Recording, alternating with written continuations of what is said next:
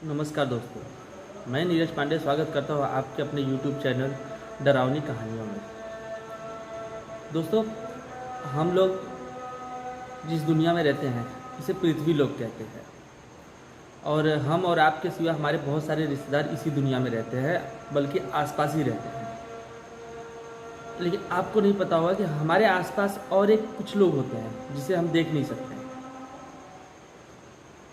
जिसे कहते हैं भूत।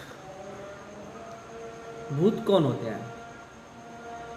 भूत के बारे में आपको नॉलेज है, जानकारी है, नहीं है, आप डरते हैं भूतों से? तो सही बात है कि कोई भी आदमी, नॉर्मल इंसान अगर भूतों को देखेगा तो भूतों से डरेगा। तो दोस्तों, आज जो मैं कहानी लेकर आया हूँ और जिस बारे में आपको बताऊँगा, तो इस पर विश्वास करना बहुत ही मुश्किल।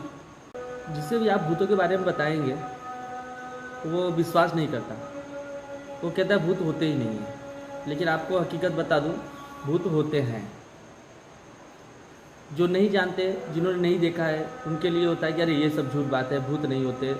लेकिन आपको सच बताओ, आप भी जानते हैं भूत होते हैं और हम लोगों के आसपास ही होते हैं। तो भूत बनते कैसे हैं और भूत कैसे बना एक इंसान जो है वो भूत कब बनता है, इसके बारे में कहानी आपको बता देता हूँ। समझिए कि एक एग्जाम्पल के कोई एक फल ले लीजिए। देखिए, जब वो फल पहले फूल बनेगा, फूल से वो फल बनेगा, फल के बाद वो बड़ा होगा, फिर वो पकेगा, फिर हम उसे खाएंगे और उसका जो बीज है जब हम मिट्टी में दबा देंगे तो फिर से वो पेड़ बनता है और फिर से वो फल देने का काम करेगा। अगर समझिए उस फल को हम पकने से पहले ही काट कर खा जाए या फेंक दें तो उसका वो जो साइकिल होता है, ये साइकिल पूरा नहीं होता। सेम यही मेथड यूज़ होता है हमारी ज़िंदगी में। भगवान जो होते हैं, अब सब माने या ना माने, लेकिन जो हिंदू धर्म में होते हैं, जो हिंदू धर्म की बात कर रहा हूँ मैं, यहाँ पे भगवान जो है हर एक इंसान को एक समय सीमा दी जाती है कि आप इतने समय से लेकर इतने समय तक आप धरती पर रहेंगे और आपके जो कर्म होंगे उसके हिसाब से आपको मरने के बाद उसका फल मिलता है। ये हिंदू धर्म में ग्रंथों में कहा गया है। अब होता क्या है, समझिए एक लड़का पैदा हुआ 2010 में और उसके जीने की जो समय सीमा है वो है 2060 तक, यानी वो 2010 से लेकर 2060 तक, यानी 50 साल उसकी जीने की समय सीमा है, अवधि है जो वो कहते हैं। अब उस दौरान क्या होता है कि जब वो 20 साल का हुआ और 20 साल में उसके पिताजी ने उसे एक कार खरीदी या बाइक खरीद दी और वो बाइक लेके जा रहा है, एक्सीडेंट हो गया। अब सोचिए 2010 से लेके 2060 और वो 20 साल में मर रहा है, मर गया वो। तो उसकी अभी जीवन जो समय सीमा है वो 30 साल और बची हुई थी। अब वो जो है 30 साल जो है वो प्रेत योनि में चला गया, यानी उसे भगवान ने नहीं बुलाया अपने पास।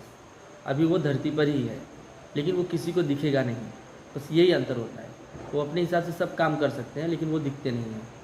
अब इसमें भी होता है कि पूजा पाठ होती है, बहुत कुछ होते हैं उसमें। अगर आपने करवा दिया तो उसके आत्मा को शांति मिल गई तो वो नॉर्मल भूत होगा, किसी को ज़्यादा नुकसान नहीं पहुंचाएगा। और अगर ऐसे भी भूत होते हैं जो बहुत खतरनाक तरीके से वार करते हैं, अटैक करते हैं। आपने अगर आप लोग गांव से होंगे तो आपको पता होगा, आपके गांव में ब्रह्म देवता होते हैं, ब्रह्म बाबा बोलते हैं जिन्हें, जो गांव के डीह बाबा होते हैं वो होते हैं। फिर एक आपको छोटे मोटे भूत के बारे में भी आपको पता चलेगा। फिर ग्राम देवी जो होती वो भी होती हैं। तो ये सब कैसे होती हैं? देखिए क्या होता है कि जब एक इंसान मरता है तो उसका नेचर, बिहेवियर क्या है। अगर वो सबको डराना चाहता है तो वो कभी ब्रह्म या डीह बाबा नहीं बन सकता। डीह बाबा उसे कहते हैं जो पूरे क्षेत्र की रक्षा करते हैं, यानी जहाँ तक हर एक ग्राम का जो एक इलाका होता है, उस इलाके को, पूरे इलाके को, मतलब 20 गांव, 25 गांव, 30 गांव के एक डीह बाबा होते हैं।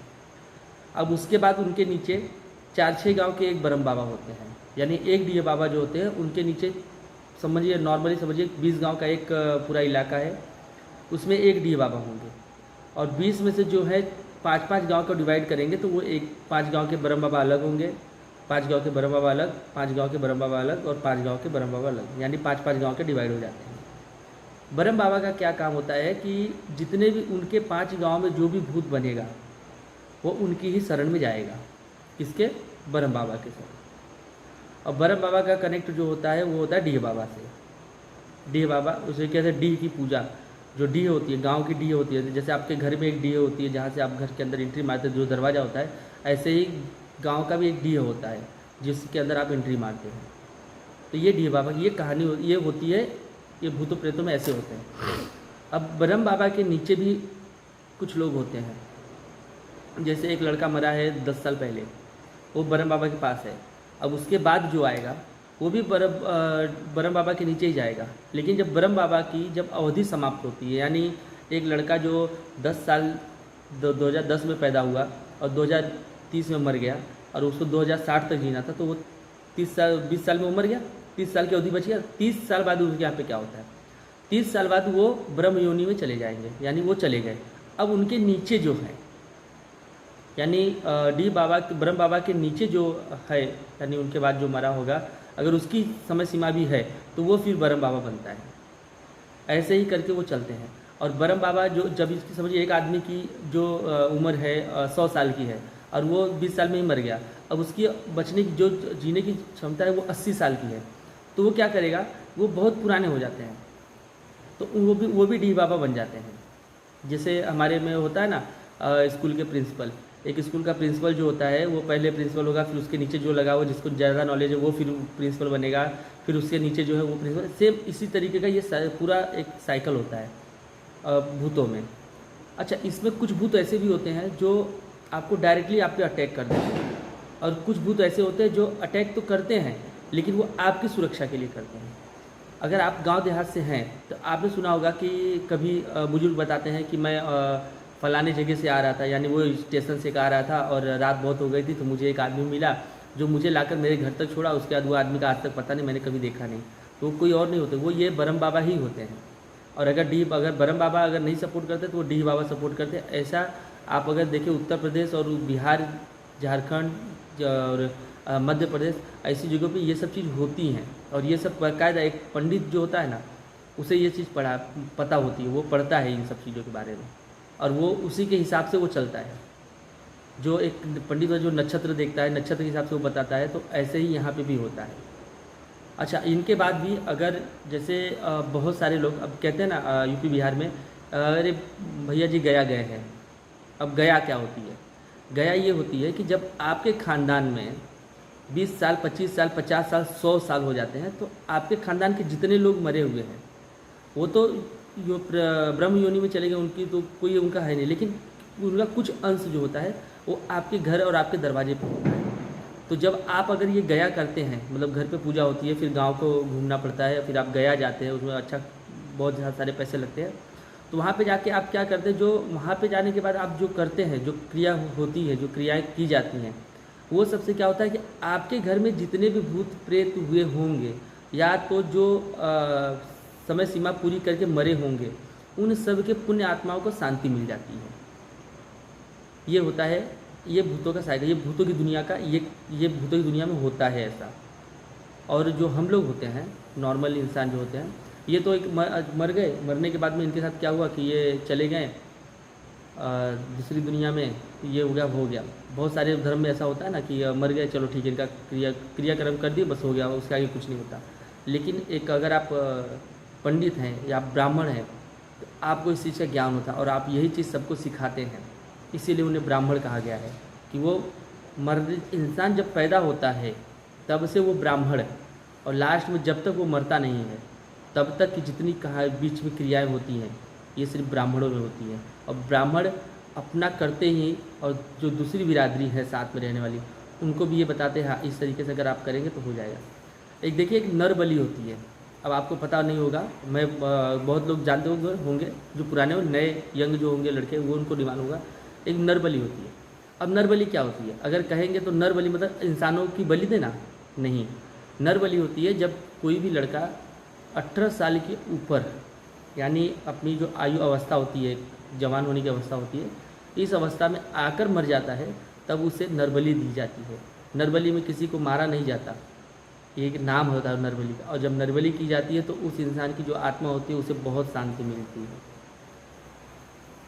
तो ऐसी ही कहानियाँ बनेंगी। जब हम आपसे बात करेंगे इन सब चीज़ों के बारे में, तो धीरे धीरे आपको भी इन सब चीज़ों के बारे में नॉलेज हो जाएगा। आप मणिकर्णिका घाट जाइए, चाहे वो धीरू भाई अंबानी रहे हों या कोई और, सबके सब वहाँ पर कमाने के बाद तो पैसा तो सबने कमाया, लेकिन जाने के लिए उन्हें सिर्फ 20 रुपये का कफन मिलता है। बस यही होती है ज़िंदगी की कहानी। आपने कितना भी रुपया कमाया, कितना भी लूट लिया, कुछ भी कर लिया, आपने तो सोचा हमने तो करके कमा के अपने बच्चों के लिए कर दिया। जी नहीं। ये जब आप मरते हैं तो ऊपर जब आप जाते हैं तो उनके कर्मों का फल भुगतना ही पड़ता है। और ये तो कलयुग है, यहाँ पे तो ऑन द स्पॉट फैसला होता है।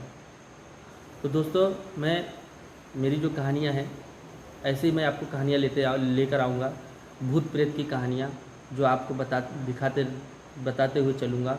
और आप लोगों के पास भी अगर कोई कहानी है, जो अगर लगता है कि आप हाँ मैंने कभी भूत को देखा है, मैंने कहीं पर कुछ हुआ है हमारे साथ में, या आपके घर में कुछ ऐसा हुआ है, तो आप मेरे चैनल का जो ईमेल आईडी है panditneeraj2023@gmail.com पर आप मुझे लिख कर भेज सकते हैं। मैं आपकी कहानियों को यहाँ पे दर्शाऊँगा। तो आज के लिए माफ़ी मांगूंगा, क्योंकि आज जितनी कहानियाँ थी, पहला चैनल है, पहला ब्लॉग है, तो इस पे ही ख़त्म करूँगा। कल से आपके लिए हर रोज़ एक भूतों की कहानियाँ मैं लेकर आते रहूँगा। तो हमारे चैनल को देखते रहिए, लाइक कीजिए, सब्सक्राइब कीजिए, शेयर कीजिए। दोस्तों में भी इस तरह की कहानी अगर आपको सुननी पसंद है, जो भी आपके दोस्त हैं उन्हें भी आप बताइए। जय श्री राम।